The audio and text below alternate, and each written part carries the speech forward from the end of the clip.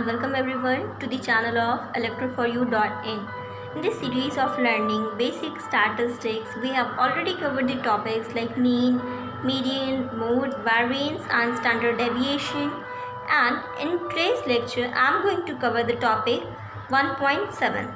This one, that is significance of measure of central tendency and standard deviation. So let's proceed further. I hope so you will enjoy this lecture. And if you have any doubt or any confusion, then you can ask in the comment section. Okay. Now, significance of measure of central tendency and standard deviation. ये क्या बोलता है? हम लोग देखेंगे measure of central tendency जो होता है वो क्या रिप्रेजेंट करता है? This set of all the observation or data of a variable. जो measure of central tendency होता है वो किसी भी एक पर्टिकुलर सेट का ऑब्जर्वेशंस या फिर डेटा को रिप्रेजेंट करता है. That is the set of all observations and datas of a variable. इसको कौन रिप्रेजेंट करता है? That is major of central tendency.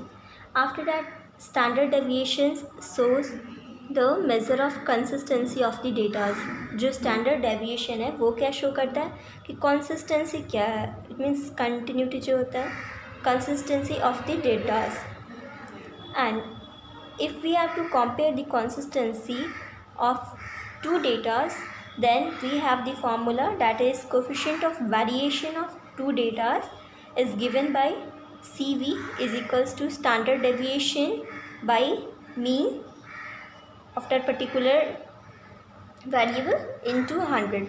Okay, mean किसी ऑब्जर्वेशंस का हम लोग लेते हैं. प्रीवियस वीडियोस में हम लोगों ने mean, median, mode and standard deviations इन सब का लेक्चर डिटेल में देखा है.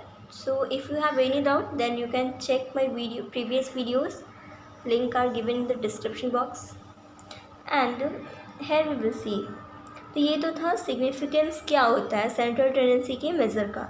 अब इसके बेस पे हम लोग एक क्वेश्चन देखेंगे. But before that one thing is to be noted that variable having greater CV is lesser consistent. जो variable जिनका कि greater CV here stands for coefficient of variation. Okay, तो ऐसे variable जिनका CV ज़्यादा होता है वो less consistent होते हैं. इसके कहने का मतलब क्या है? So हम लोग इसको एक एग्जाम्पल से समझते हैं. In this question we are given that let x is equal to runs scored by A in 20 innings and y is equal to runs scored by B batsman. A और B batsman है जिससे A जो है वो 20 run score करता है और जो B है वो 35 इनिंग्स करता है स्कोर. ठीक है, यहाँ पे 2 का स्कोर दिया हुआ है. अब हमें देखना है कि किसका CV ज़्यादा होगा. It means coefficient of variation जो है वो किसका ज़्यादा होगा और कौन ज़्यादा कंसिस्टेंट होगा और कौन लेस कंसिस्टेंट होगा. तो हम लोग देखे भी थे नोट में कि जिसका ऐसे वेरिएबल जिनका CV ज़्यादा होता है वो लेसर कंसिस्टेंट होते हैं. तो यहाँ पे हम लोग उसको समझते हैं कैसे होगा. है यहाँ पे क्या दिया है एक्स अर्थमेटिक मीन हम लोग सपोज करके चलते हैं इस क्वेश्चन के लिए कि 90 है और स्टैंडर्ड डेविएशन जो सिग्मा एक्स का है वो है 12. Similarly arithmetic mean of y is equal to 80 and standard deviation of y is equal to 2. Now अब हमें क्या करना है, हमें कैलकुलेट करना है जो कोफिशिएंट ऑफ वेरिएशन है वो इन दोनों के लिए. तो कोफिशिएंट ऑफ वेरिएशन निकालने का फॉर्मूला क्या था हम लोग अभी देखे थे. That was standard deviation by mean into 100. तो जस्ट हम लोग फार्मूला में इसको पुट करना है. स्टैंडर्ड डेविएशन क्या दिया हुआ है तो हम लोग सबसे पहले क्या निकालेंगे CV of X. Here CV of X equals standard deviation of X by mean of X into 100. यही था ना फॉर्मूला. तो स्टैंडर्ड डेविएशन ऑफ एक्स कितना दिया है that is here it is given 12 and mean that is 90. Arithmetic mean और mean simply into 100. तो ये क्या देगा? This will be 13 into 1/3. That is इसको हम लोगों ने फ्रैक्शन में सॉल्व कर दिया है. फर्दर इसको सॉल्व कर सकते हैं बट ये फ्रैक्शन में ही आएगा. डेसिमल में हम लोग नहीं ले रहे क्योंकि हम लोग यहाँ पे कंपेयर करना है. ले भी सकते हैं, उससे कोई खास प्रॉब्लम नहीं है. And CV of Y coefficient of variation of Y sigma of Y by mean of Y into 100 that is 2/80 into 100.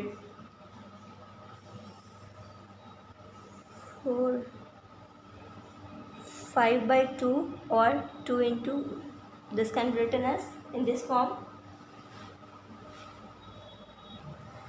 So here we will see that जो a के लिए कोफिशिएंट ऑफ वेरिएशन निकाले थे हम लोग, तो वो क्या निकला था, ये 13 to 1/3 ये निकला, और b के लिए क्या निकला 2 into 1/2 ये। तो यहाँ पे हम लोग देखेंगे इन दोनों में अगर कंपेयर किया जाए तो कौन सा डाटा ज़्यादा है। तो obviously x is greater than y है, coefficient of variation of x is greater than y। तो हम लोग क्या देखे थे यहाँ पे नोट में देखे थे, variable have greater coefficient of variation is lesser consistent. It means जिसका वैल्यू ज़्यादा होगा वो कंसिस्टेंट कम होगा।